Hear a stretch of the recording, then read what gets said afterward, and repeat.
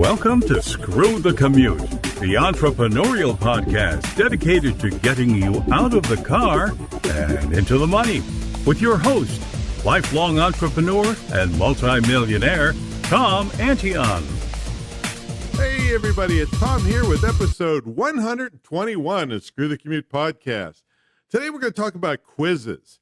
They're going to help you build massive targeted email lists fast and naturally viral if you do it the right way I tell you. You can also make a lot of money with them.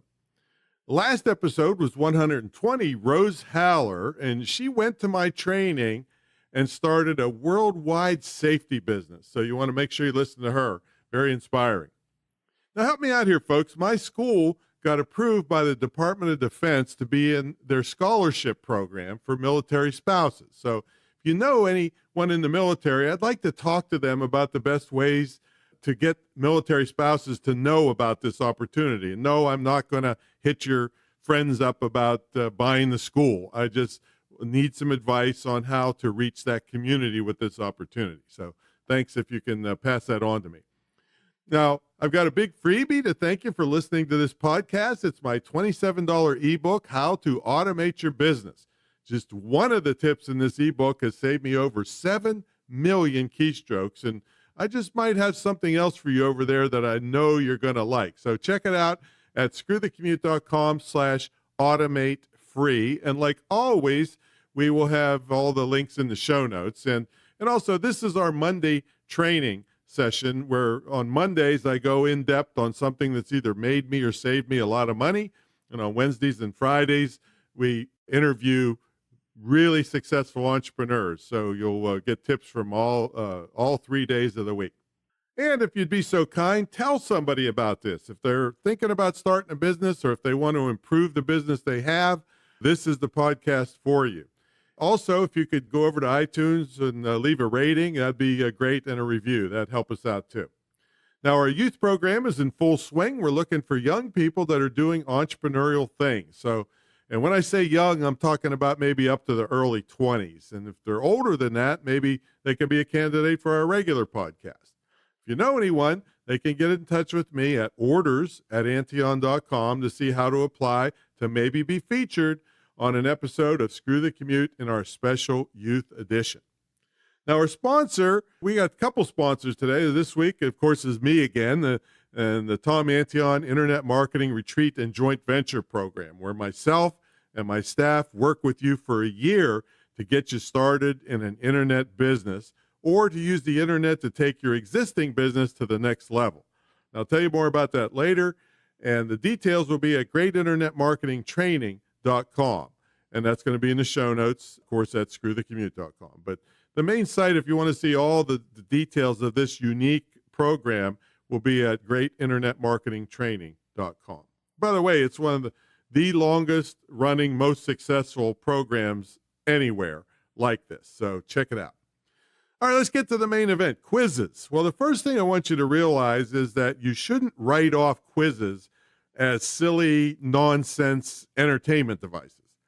Quizzes are serious lead, brand awareness, and cash generators for many businesses. So pooh-poohing them is not in your best interest.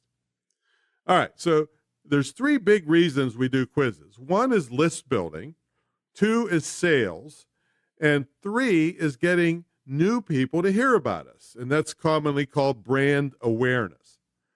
And before I actually get into the quiz stuff, I feel like I really should talk about basic list building. See, everyone says, and it's true, that the gold is in the list. Well, most people aren't even doing the basic things necessary to build a big email list. So I'm going to go over that first, and then I'll get into quizzes. All right, the first thing I want you to do is get serious about list building.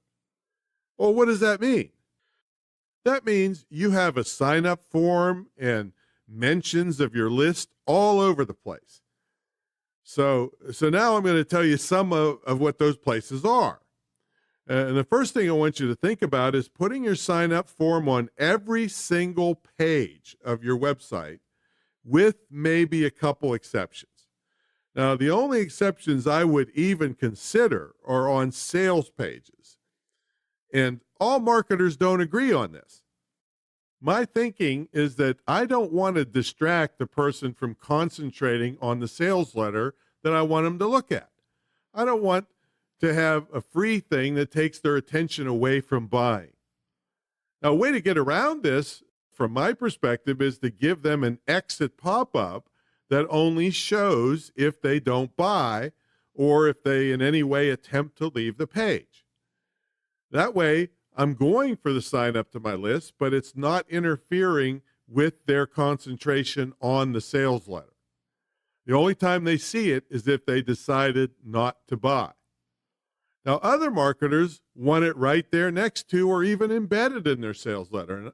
And I'm not saying they're wrong. But just like everything else that I teach, you have to test it to see what works best for you. All right, back to having a prominent sign up on every page. Now, the closer to the top of the page is better and will get way more signups. Now, I'm also okay with something called a sticky sign up, which is clear across the bottom of the page, and it just stays there unless you don't want it to show on a particular page. You can also put a sign up right in the middle of a blog posting so people have to trip over it as they're reading. All right, now let's talk about pop-up boxes. This is, again, we're getting serious about signups. Pop-up boxes just work. I mean, you may not like them, but used judiciously, they can really increase your signups. I mean, I think one of the tests we did one time, I went from 40 signups a week on a page to 400. All right, after I put the pop-up box on. So they really do work. Now, on entry to a page or when someone enters a page, you can use a DHTML pop-up box. That's unblockable by current standards when someone enters a web page. Now, DHTML stands for Dynamic HTML. And they can do all kinds of things like slide in from one side of the page and slide out the other, or spin in, or even follow you up and down the page. Just Google Dynamic HTML Generator and you'll see lots of them. And they'll usually give you examples of what kind of effect they can do. And sometimes you can delay them so people get into your content before they see the box. We used to use exit pop-ups years ago to great advantage. Now, I really made a lot of money on them. They pop up when people are leaving a page to give them a sign up or a coupon or a cheaper deal or something. Then the browser started to block them. So a couple years went by and someone finally invented a way around it. I used a program called Exit Splash. I still do, actually, to catch people on the way out. I suggest you check that out. See, remember, we're talking about getting serious about your list building.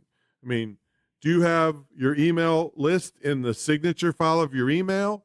Is it on your business cards? Have you created what they call lead magnets and ethical bribes to get people to sign up for your list? I mean, do you post them on your social media? Do you mention it on Facebook and Instagram Lives? See, all these are serious things. What about when you're doing a speech? Do you do a drawing to get business cards and email addresses? What about trading with other small-sized list owners? Or, excuse me, not small-sized, similar-sized list owners. I mean, don't come to me with your 2 subscribers and ask to trade, all right? All right? I mean, make it equitable so both of you you get good benefit from it. I mean, do you have a podcast and mention it on there and offer your lead magnets to your audience, just like I did by giving you my free ebook to sign up at screwthecommute.com/automate free? That was so that you come over and opt in and make sure I get you on an email list. No secret there, but you're getting great value, probably $50, $70 worth of free ebooks that'll really help you to do it. So do you see what getting serious means? It can mean a lot of money to you over many years if you get serious about this. Okay, so make sure you're doing all that stuff all the time, and then you can add a quiz that can supercharge your list building and go viral. Okay, let me give you some examples of quizzes. Let's say you have some kind of health and wellness business, or you sell supplements, or you're a local doctor. Here's a kind of quiz you could run. There's the example of it. Are you at risk for thyroid disease? I don't even know what that is, all right? But still, that's a quiz that people might worry about and bring you potential customers. Let's say you're a fitness or personal nutrition or personal trainer. Well, here's an example. Are you over or under training? That's a quiz title that could help generate leads for a local gym, a personal trainer, an online supplement store, or something. What if you sold real estate? Here's one. Should I keep renting or should I buy my first home? Well, that's a great example quiz title for anybody in thinking about buying a home. And of course, it gives the leads so you can sell them one. Lots of times quizzes are used on a business-to-business basis to qualify their leads. So based on the answers given to the quiz, companies can prioritize the best leads and the worst leads. So they spend the bulk of their time, obviously, working on the best ones. Now, you should take some time and think up some quiz titles for your business that would attract potential customers. I might have one that says, do you have what it takes to be an entrepreneur? Or I could switch it to, do you have what it takes to be an internet marketer?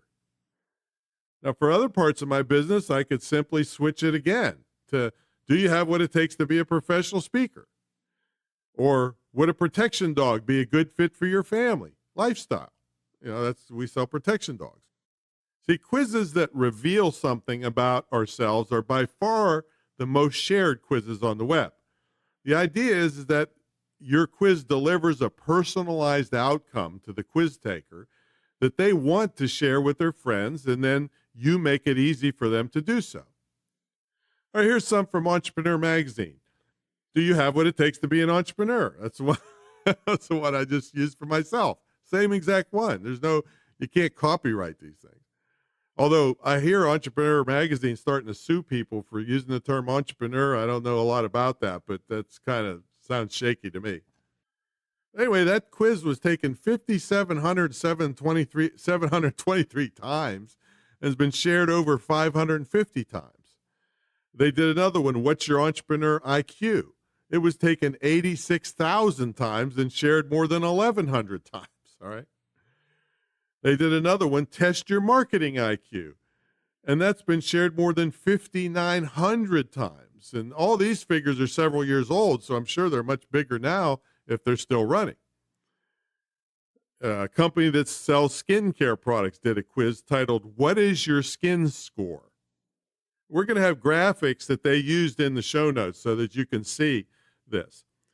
And based on their answers, each quiz taker was prompted with a specialized offer in the form of a coupon code or free shipping or an informative ebook that matches whatever score they got. All of those things were designed to lead to a purchase. Now, this was a case study done by a quiz company, and this is the results they got. In just 2 months, this skin quiz was able to generate $200,000 in sales and 20,258 leads that could generate additional income for years to come. Now, if you really want to see a bunch of quizzes, check out BuzzFeed.com and Mashable.com. And here's a couple BuzzFeed did. What city should you actually live in? As of a year ago, when the statistics were run, this quiz has been viewed over 22.5 million times, all right? So they did another one that went even bigger. It was, what state do you actually belong in? That one has been viewed 47.8 million times and shared, listen to this, more than 3 million times, all right? So let me ask you, what's stopping you from doing something similar? Well, maybe you don't have the reach of Entrepreneur Magazine or BuzzFeed or Mashable, but would you take 50 shares? Would you take 100 or maybe a couple hundred shares? Would that most likely be more shares at one time than you ever had on one piece of content? That's probably a yes for most of you. And hey, if you regularly get that many shares or more, a good quiz could probably quadruple your viral reach or even more. All right, so here's some tips on running a quiz. The first is know your audience. You need to know exactly the type of person you want to attract into your system. And after being in business a long time, I know the people I want to attract, and I certainly know the kinds of people I don't want to attract, like whiners and negative people, unnecessarily argumentative people, people that talk big but never do anything, and all that. So you get what I mean, right? See, knowing who you want to attract and who you don't want to attract helps you in naming your quiz and figuring out the quiz questions that you make up inside the quiz.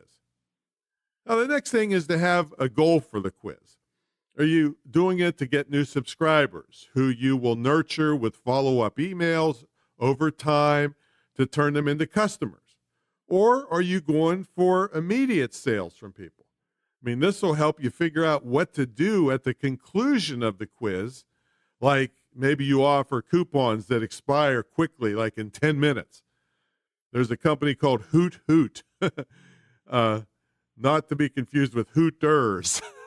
Okay, Hoot Hoot. Offers a discount code that expires within 10 minutes after the quiz result is shown. This incentivizes the quiz taker to purchase now. And I'm going to put a sample graphic of that in the show notes too. And if you want the maximum participation, you must keep things short and easy. Try to keep quizzes under 10 questions or a total of 3 minutes to complete. You want the user to feel invested in obtaining the result, but you definitely don't want to bore them and have them quit before they finish. All right, let's go in a little deeper into choosing the title. See, choosing a title for your quiz is like formulating a subject line in an email or a title for a book or a headline for a blog post. It's really important. It's the first thing people see and the first impression they get. Most people are going to decide whether or not to click through based on the title. So it's very important to do everything possible to make the best title for your quiz.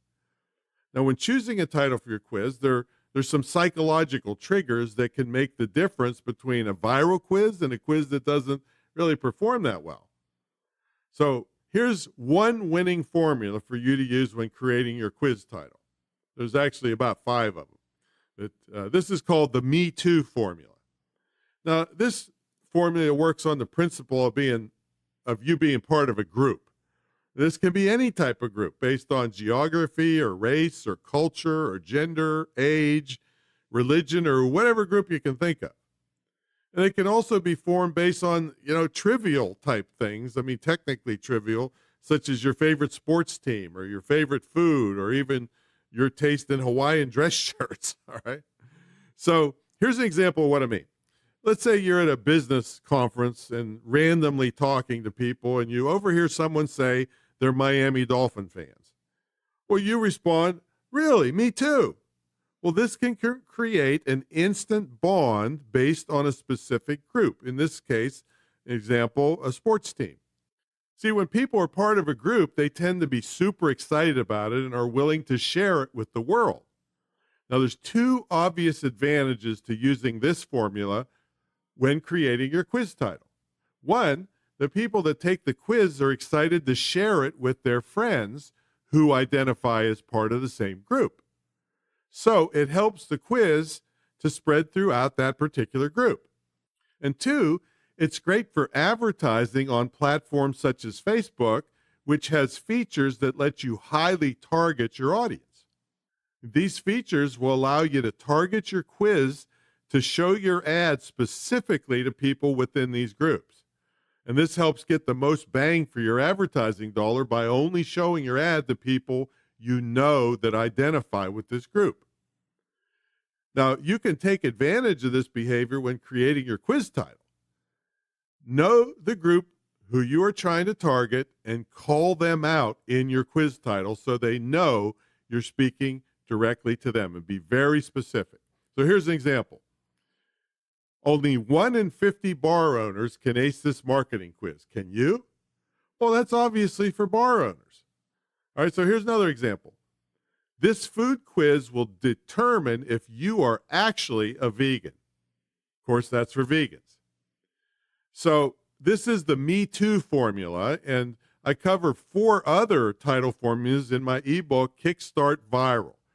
This would be a good time to tell you about that ebook, the Kickstart Guide to Viral Marketing. It's how to get thousands of people to share your content and send you money. This is an extremely inexpensive 80-page, highly targeted ebook. It's a kind of a training blueprint that thoroughly covers the three main techniques we use to go viral.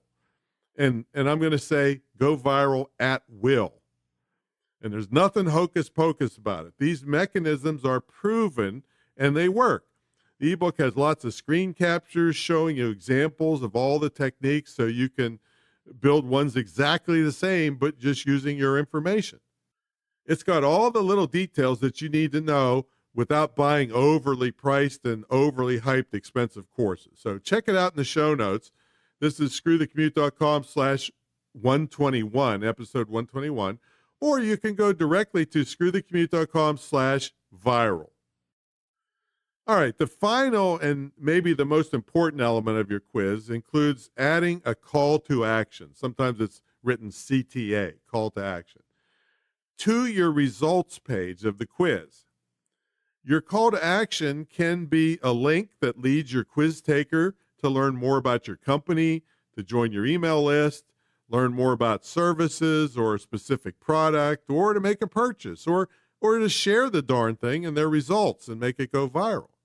It can also include a promo or coupon code or other incentive to increase your opportunity to get a sale right away, like that Hoot Hoot example that I told you about.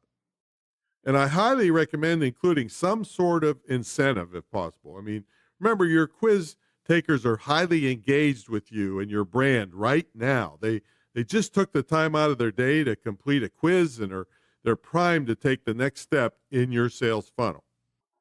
All right, let's talk a little bit about creating the quiz questions. Well, when creating, these are kind of called personality quizzes. Start with one or two easy questions and save the ones that might make people stop and think for later in the quiz.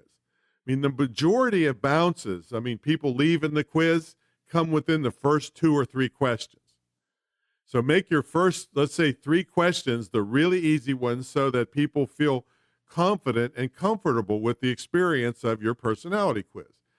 If your quiz taker answers the first three questions in your quiz, they'll be far more likely to complete it and share it on social media. Now, short and to-the-point questions do the trick. Don't create a quiz that takes longer than a couple minutes to complete. This leaves room for distractions and for your quiz takers to abandon the quiz before they finish it.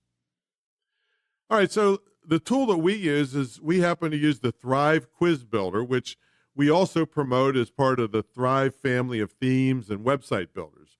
And, of course, my affiliate link will be in the show notes for this.